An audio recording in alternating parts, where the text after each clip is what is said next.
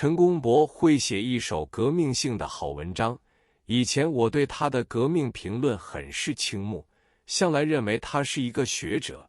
自从他做了为辅的上海市市长之后，情妇不少，大有醇酒妇人之意。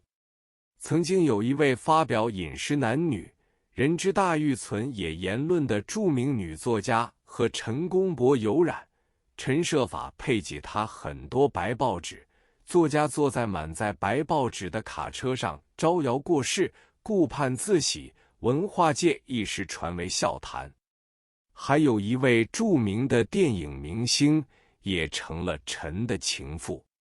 最后陈又染上了鸦片嗜好，烟量之大，高人一等，敌伪收尾几年，陈公博的私生活简直是荒淫无度。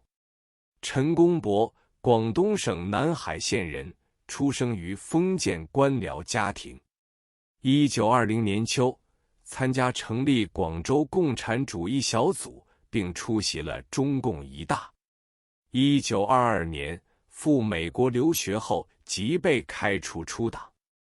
1944年12月，代理汪伪政权主席、军事委员会委员长、行政院院长等要职，集大权于一身。至于其他一般汉奸，向民间搜刮得来的金钱，虽然数字可观，但花在女色、赌博上的数目也很惊人。所以胜利之后，大捉汉奸，有些固然富可敌国，有些汉奸却没有什么财富，早已花天酒地，花得不知去向了。汪政府中大部分人过着这种荒淫无度的生活，这时代就产生了不少以交际为名，暗中操着皮肉生涯的女人，个个名气大得很。至于评剧界的昆凌，更是奇货可居，这是上海向所未有的怪现象。潘三省即是造成这种现象的始作俑者。汪精卫病死后，接任南京伪政府主席的陈公博，汪派这么多的汉奸，搜刮了民间无数的财富，应该有些人会积些钱，但是后来枪毙的枪毙，入狱的入狱，很少人得到善终。如潘三省后来居然逃到香港，大家总以为他拥有巨资，可以终老，谁知他以床头金尽，仅带来少数的钱，所有妻妾早已先后下堂。他孑然一身，住在铜锣湾华都饭店。他就是在上海，手下也有一班喽啰，算是他的小角色。此时仅有少数几个在香港经商，日常开支均由他们供给。起初住一间大房，不久就换了一间中型的房间，最后竟搬到一间很小的房间，是由一间工人房改装的，生活越来越紧张。当时要是疾病而死，倒也死得干脆，谁知道他却跌了一跤，成为小中风，从此一手一脚动弹不得。这种病本来就不容易医好，而且他一发再发，卧在床上，很少人去探望他。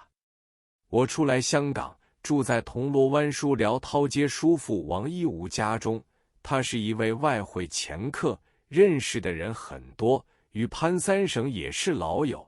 他常拉着我去替潘诊病，我一看潘的情况，血压奇高，而且在这种凄苦的环境中更是不利。我对叔父说，这种病只不过是拖延10日而已，后来果然拖了好多日子。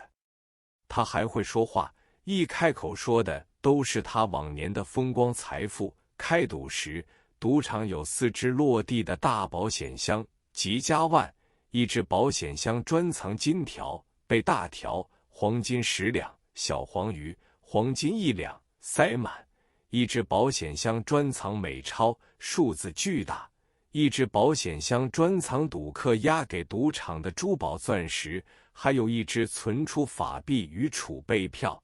后来因为币制改变，除了大额的纸币之外，小额的就一捆捆堆在旁边地上。另外还有一间房间，专门储藏各色洋酒。谁知他后来潦倒到这个地步，但在我心中对他无法寄予同情，因为在他经营赌场时，因赌而自杀的人不在少数。他沦落到这般地步，真可以说是咎由自取。后来，潘三省就死在华都饭店里。行长吃粪藤笑众口有一段事情，当时尽人皆知，而这件事的一个当事人曾经亲自到我诊所来看病，偶尔一集，不可不记。在伪政府当政周佛海全盛时代，汉奸们的话剧一幕一幕令人回忆不尽。那时节我在上海开业，这般人物因诊病关系，有时难免接触。有一幕使人难忘的怪剧，就是周佛海在主持中央储备银行发行钞票之外，又投资在上海创立了一家复兴银行，委派他的心腹孙耀东做行长。这家银行调剂金融、搜购货物、囤积居奇，所以这位孙行长算得上周氏手下极得宠的红人。周佛海原是风流人物，历年来与许多妇女都有沾染，但是他的妻子杨淑慧凶悍异常，所以从来没有令诸金屋藏娇之想。有一年，周佛海竟一反常态，收纳昆凌小林红为外室。这件事终被周期侦查出来，而且查出这件事的牵线人就是那位孙行长。周期在盛怒之下，以为周佛海在外如此，都是许多撮合逢迎的人促成的。周佛海，湖南沅陵县人，早年留学日本，曾是中共党员，并代表日本小组出席中共一大。1924年冬脱离共产党。抗日战争爆发后，任国民党中央宣传部副部长、代理部长。汪伪政权成立后，任财政部部长兼行政院副院长等要职。1947年11月7日，法庭以通谋敌国、图谋反抗本国罪名判处其死刑。1948年病死狱中。于是他想出一种极恶毒的办法，决定惩戒这位孙行长。他要小林红自愿与周佛海脱离关系，在例聚之日要孙到场。他则指使游侠闹天宫浮生的徒弟跟在他身后，预备了香烟罐装的稀薄粪便，当面怒斥孙行长，述说他的罪行，说出关于拉拢撮合之事，他应负其全责。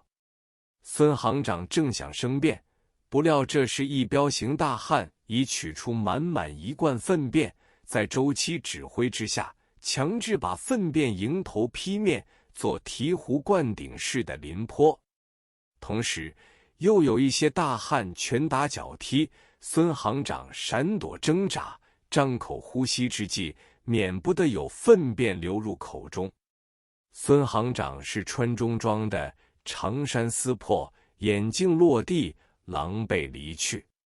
周期杨淑慧算出了一口气，但事实上这段孽缘的撮合人实在是潘三省。孙某人不过在场先闻其事而已，但因权力冲突被人诬陷，于是闹出了银行行长吃粪的笑话。